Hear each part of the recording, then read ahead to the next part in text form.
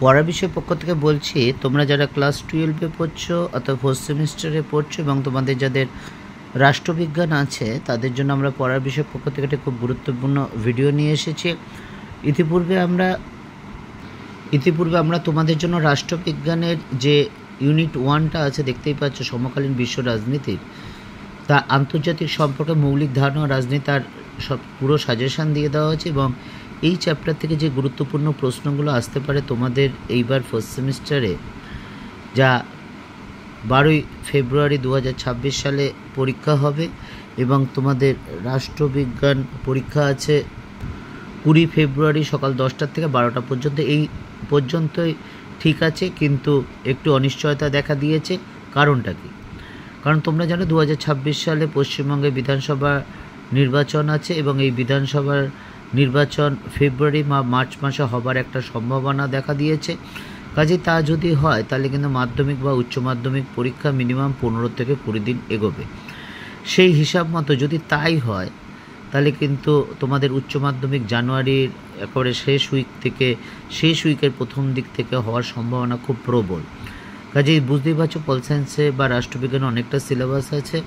তো যাই হোক, আমরা পড়ার বিষয়ের পক্ষ থেকে তোমাদের বলছি, আমরা যেইভাবে গাইড করার চেষ্টা করছি তোমাদের, এইভাবে তোমরা পড়ো। দীর্ঘ 23-24 বছর শিক্ষকতার অভিজ্ঞতা থেকে যতটা অর্জন করতে পেরেছি এবং বিগত সেমিস্টারে আমরা যে তোমাদের সাজেশান দিয়েছি বা নোট দিয়েছি তার থেকে কি পরিমাণে কমন এসেছে সেটা দেখো। এছাড়া মডেল সেট বা আমরা যে সাজেশান করে দিয়েছিলাম তার থেকেও তোমরা কি পরিমাণে কমন পেয়েছো সেই দেখে যদি মনে হয় বিশ্বাসযোগ্য, তাহলে অবশ্যই চ্যানেলটা লাইক করে সাবস্ক্রাইব করে বেল আইকন টিপে রেখো। কারণ আমরা পড়ার বিষয়ের পক্ষ থেকে হিস্ট্রি, পল সায়েন্স, ফিলোসফি বা এডুকেশন, এই 4টে সাবজেক্ট আমরা সম্পূর্ণ আমাদের এই পড়ার বিষয় চ্যানেলের মাধ্যমে তোমাদের সামনে তুলে ধরি এবং যে প্রশ্ন উত্তরগুলো সেগুলো কিন্তু আমরা বুঝিয়ে দেওয়ার চেষ্টা করি। কারণ তোমরা জানো, যদি বুঝতে না পারো সেইটা কিন্তু তোমার কাছে কোনো গুরুত্ব থাকে না। ঠিক যেমন খাবার যত ভালোই হোক না কেন, তুমি যদি সেই খাবারটা হজম না করতে পারো তাহলে সেই খাবার কিন্তু কোনো দাম নেই বা কোনো খাদ্যগুণ নেই, বরঞ্চ তোমাকে অস্বস্তিতে ফেললে। কাজেই যদি পড়াটা যতই নোটটা ভালো হোক না কেন, সেই নোটটা যদি তুমি বুঝতে না পারো সেটা কিন্তু তোমার কোনো দাম নেই। তাই আমরা পড়ার বিষয়ের পক্ষ থেকে আমরা যে নোটগুলো দিই আমরা খুব সহজ সরল ভাষায় দিই, দেখবে কোনো কমপ্লিকেটেড শব্দ বা বাক্য আমরা ইউজ করি না। আমাদের মোটো হচ্ছে খুব স্বাভাবিক, খুব সোজা, খুব ছোট্ট করে টু দ্য পয়েন্ট ভাষায় উত্তর দেওয়া। কারণ আগে নোট আমরা পড়ে এসেছি অনেক বড় বড় লেখা, তো আমরা যখন পড়েছি এই পল সায়েন্স 17 নম্বরে লিখতে হতো আর 11 নম্বরে লিখতে হতো। এখন দেখতেই পাচ্ছ যেহেতু এই চ্যাপ্টারটা 2 বা 4 নম্বর আছে, সেই অনুসারে কিন্তু আমাকে ডাটাগুলো দিতে হবে, সব কিছুই দিতে হবে, কিন্তু কম পরিমাণে। কাজেই তোমরা এগুলো দেখো, যদি বুঝতে না পারে অবশ্যই জানিও। তা চলো কথা না বাড়িয়ে আমরা এর ইউনিট 2 প্রধান আঞ্চলিক সংস্থা সমূহের, আমরা বলেছিলাম 3টে আঞ্চলিক সংস্থা সমূহের কথা। তার মধ্যে প্রথমটা আমরা ইউরোপীয় ইউনিয়ন আলোচনা করা হয়ে গেছে। আজকে যেটা আমরা আলোচনা করব দ্বিতীয় যে আঞ্চলিক সংস্থা সার্ক, সেই সম্পর্কে আমরা আলোচনা করব। তাই চলো দেখো, প্রথম প্রশ্নটা, সার্ক গঠনের উদ্দেশ্য কি? সার্ক অর্থাৎ দক্ষিণ এশীয় আঞ্চলিক সহযোগিতা সংস্থা বা south Asian association for regional corporation 1985 সালের ডিসেম্বর মাসে গঠিত হয় বাংলাদেশে ঢাকায় এবং বাংলাদেশের তৎকালীন রাষ্ট্রপতি জিয়াউর রহমানের প্রস্তাবনার ভিত্তিতে।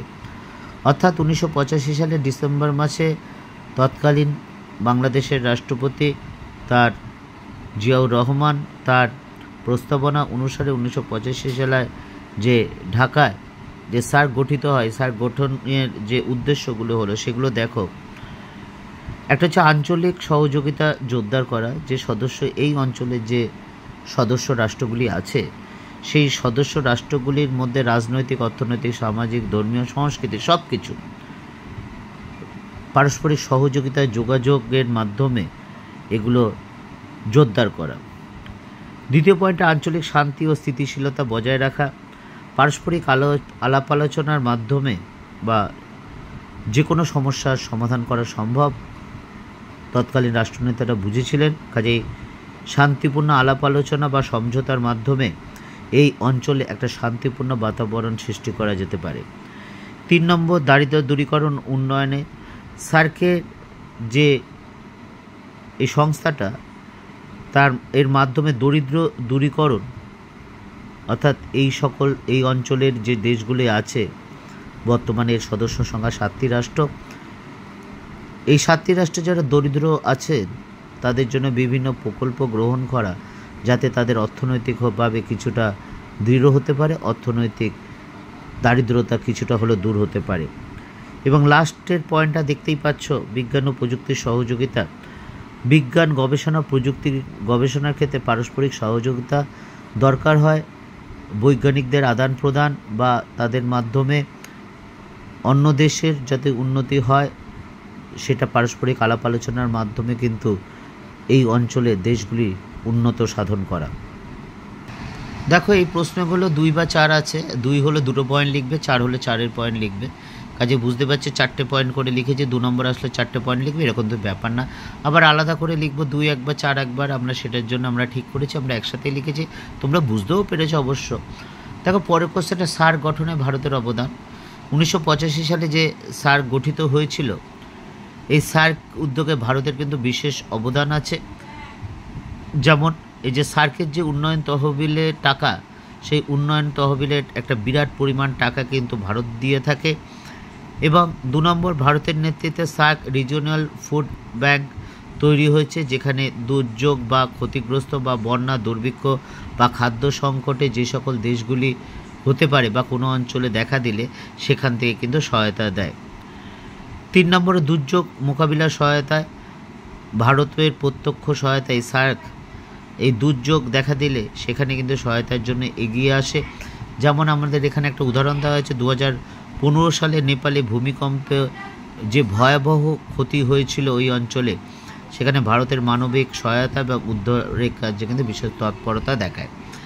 4 নম্বর, ভারত সার্কে সাহিত্য উৎসব, টেলিভিশন, শিক্ষামূলক প্রোগ্রাম চালু করতে সাহায্য করে।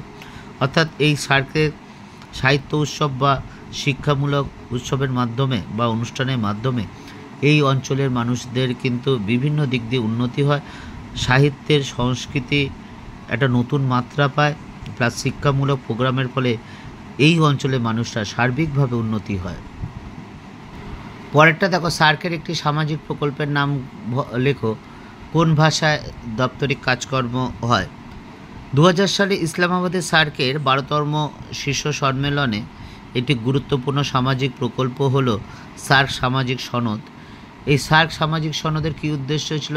দারিদ্র দূরীকরণ বা দারিদ্র হ্রাস করা, নারীর ক্ষমতায়ন ঘটানো। কারণ এটা বোঝা গিয়েছিল, নারীরা যদি এগিয়ে না আসে, সমাজের মূল স্রোতে না এগিয়ে আসে, তাহলে সেই সমাজ বা দেশের সামগ্রিকভাবে উন্নয়ন সম্ভব নয়।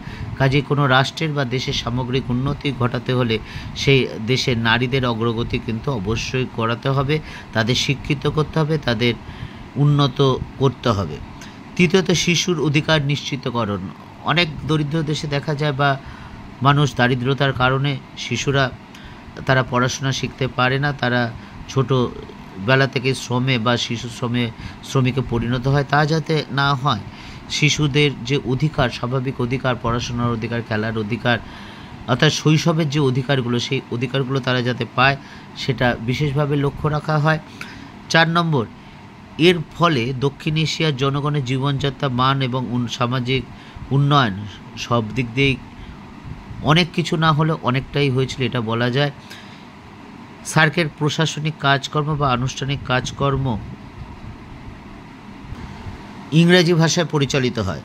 পরের প্রশ্নটা দেখো, সার্ক শক্তিশালী আঞ্চলিক সংস্থা হয়ে উঠতে না পারার কারণ বা সার্কের সীমাবদ্ধতা লেখো। অনেক আশা নিয়ে 1985 সালে ঢাকায় সার্ক গঠিত হয়েছিল, কিন্তু সার্ক একটা আঞ্চলিক শক্তিশালী সংস্থা শেষ পর্যন্ত হয়ে উঠতে পারেনি। তার পশ্চাতে যে কারণগুলো ছিল মূলত রাজনৈতিক। প্রথম এবং সবচেয়ে গুরুত্বপূর্ণ কারণটি হলো ভারত এবং পাকিস্তানের মধ্যে দুটো প্রতিবেশী রাষ্ট্র এবং এই সংস্থার অন্যতম 2 সদস্য। ভারত ও পাকিস্তানের মধ্যে দীর্ঘদিন রাজনৈতিক উত্তেজনা, সীমান্ত সংঘর্ষ এবং কাশ্মীর সমস্যাকে কেন্দ্র করে এই সার্কের কার্যগতি অগ্রগতিকে বারবার ব্যাহত করেছে বা পিছিয়ে গেছে।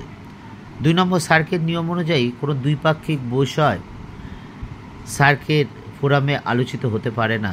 অর্থাৎ যদি কোনো সমস্যা দেখা যায় দুটি রাষ্ট্রের মধ্যে, তাহলে কিন্তু এই সদস্য দুটি রাষ্ট্রের মধ্যে, তাহলে কিন্তু এই সনদ অনুসারে সেই সমস্যা, পারস্পরিক সমস্যা সার্কে কিন্তু আলোচনা করা সম্ভব হবে না। ফলে আলোচিত না হলে সমস্যার সমাধানেরও কোনো কথাই থাকে না। 3 নম্বর পয়েন্টটা দেখো, সার্কে একটা শক্তিশালী সংগঠন হয়ে ওঠার জন্য, যে কোনো একটা সংগঠন শক্তিশালী হয়ে ওঠার জন্য অন্যতম মূল জিনিস হচ্ছে অর্থ, কিন্তু সার্কে কিন্তু সেই পরিমাণ অর্থ নেই।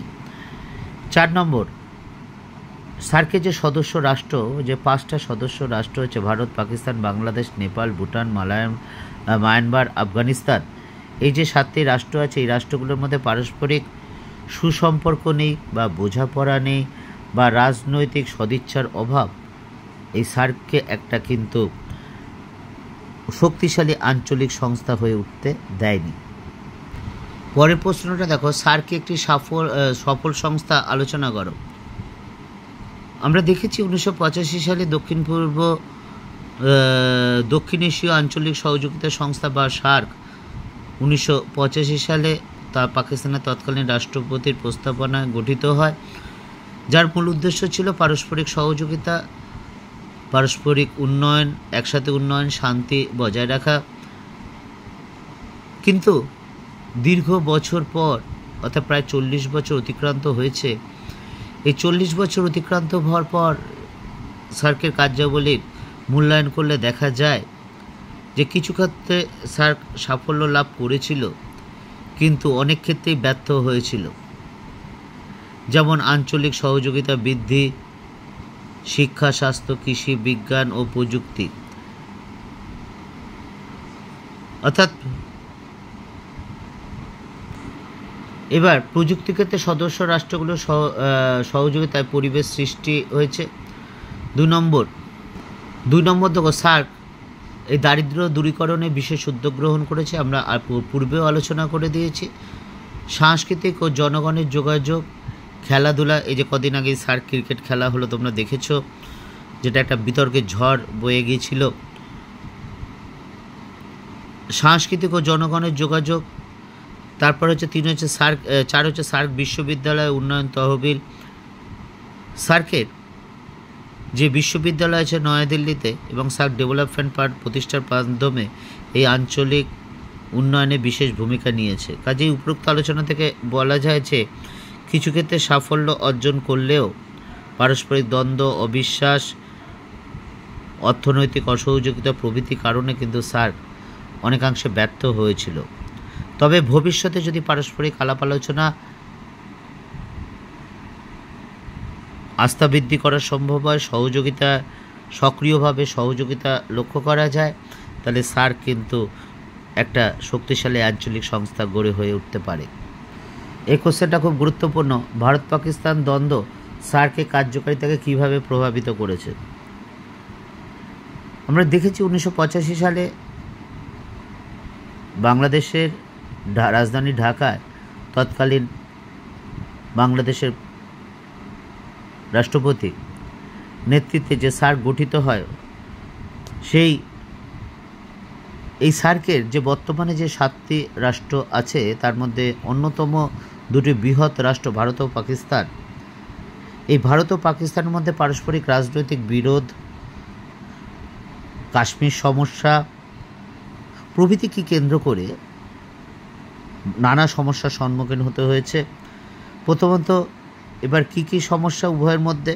প্রথম হচ্ছে রাজনৈতিক টানাপোড়েন, কাশ্মীর সমস্যা, সীমান্ত সমস্যা ইত্যাদি কারণে দুই দেশের মধ্যে অবিশ্বাসের পরিবেশ সার্কের কার্যকারিতাকে দুর্বল করে দিচ্ছে। কেউ কাউকে বিশ্বাস করতে চায় না, কেউ কাউকে মানতে চায় না।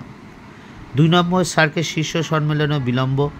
মোটামুটিভাবে প্রত্যেক বছর বা 1 বছর অন্তর অন্তরে যে নিয়মিত সার্কের অধিবেশন বসার কথা, কিন্তু সার্কের এই 2 রাষ্ট্রের মধ্যে বিরোধ বা বিতর্কের দরুন এই সার্কের শীর্ষ সম্মেলন কিন্তু প্রায়শই বাতিল হয়ে যায়। 3 নম্বর, সন্ত্রাসবাদ সম্পর্কে পারস্পরিক দোষারোপ। কিছুদিন আগেই আমরা দেখলাম পেহেলগাঁও, এই পেহেলগামের যে নারকীয় ঘটনা, সেই নারকীয় ঘটনা যে দোষারোপ, তার পরিণতি আমরা একটা দেখেছি সার্কে, কিন্তু আমরা দেখতে পেরেছি যেখানে খেলার জায়গায়ও কিন্তু রাজনীতি চলে এসছে। অবশ্য দেশকে বাদ দিয়ে খেলা নয়, এটা নিঃসন্দেহে ঠিক। তাহলে সেই জায়গায়ও কিন্তু আমরা দেখতে পাচ্ছি একটা টানাপোড়েন। কাজেই এরকম সম্পর্কে আলাপ আলোচনা, সুষ্ঠু স্বাভাবিক পরিবেশে আলাপ আলোচনার মাধ্যমে সমস্যার সমাধান সম্ভব নয়। যেখানে দুটি পক্ষ হাত মিলাতে চায় না, দুটি পক্ষ একসাথে বসতে চায় না, এমন তাদের কার্যকলাপ পৌঁছে গেছে, এমন তাদের পারস্পরিক সংঘর্ষ হয়েছে বা পারস্পরিক সম্পর্ক এমন জায়গায় গেছে, কাজে হাত মেলাতে পারে না, একসাথে বসতে পারে না, তা আলাপ আলোচনা কী করে সম্ভব? এই যে ভারত ও পাকিস্তানের পারস্পরিক বিরোধের দরুন যে সার্ক ফ্রি ট্রেড এরিয়া বা আঞ্চলিক বাণিজ্য চুক্তি, তা কিন্তু কার্যকর করা সম্ভব হয়নি। কাজেই উপরোক্ত আলোচনা থেকে আমরা বলতে পারি যে ভারত ও পাকিস্তানের দ্বন্দ্ব সার্ককে অনেকাংশে দুর্বল করে দিয়েছে। ভবিষ্যতে যদি প্রায় সার্ক প্রতিষ্ঠিত হয়েছে প্রায় 40 বছরে, আমরা সার্কে তেমন খুব একটা বড় কার্যকলাপ দেখতে পারি। তার কারণ হচ্ছে এর প্রধান দুটি বৃহত্তর শক্তিশালী রাষ্ট্রের মধ্যে পারস্পরিক বিরোধ। কিন্তু ভবিষ্যতে আমরা আশা করব যদি এদের পারস্পরিক রাজনৈতিক সংঘর্ষ সমাধান হয়ে যায়, তাহলে সার্ক কিন্তু একটা উন্নত মানের আঞ্চলিক সংস্থা গড়ে হয়ে উঠতে পারে, যার মাধ্যমে এই অঞ্চলের যে মানুষের সমস্যা, বিভিন্ন ক্ষেত্রে সমস্যা, পিছিয়ে পড়া, সেগুলো সমবেতভাবে কিন্তু দূর করা সম্ভব হবে। পরাবিশ্বের পক্ষ থেকে এতটুকুই। আমরা সার্ক সম্পর্কে, অর্থাৎ এই চ্যাপ্টারের, অর্থাৎ প্রধান আঞ্চলিক সংস্থার সঙ্গে যে 3টি সংস্থা আছে, আমরা আসিয়ান শেষ করে দিয়েছি, সার্ক সম্পূর্ণ করলাম। এরপর আসিয়ানটা নিয়ে আলোচনা করব, অর্থাৎ আমরা ইউরোপীয় ইউনিয়নটা বুঝিয়ে দিয়েছি, আমরা সার্কটা আজকে বুঝিয়ে দিলাম। এরপর 3 নম্বর যেটা আসিয়ানটা বুঝে আমরা এই চ্যাপ্টারটা শেষ করে পরের চ্যাপ্টারের দিকে এগিয়ে যাব। পড়া বিষয়ের পক্ষ থেকে এতটুকুই। যদি ভালো লাগে অবশ্যই চ্যানেলটা লাইক করে, সাবস্ক্রাইব করে, বেল আইকন টিপে রেখো।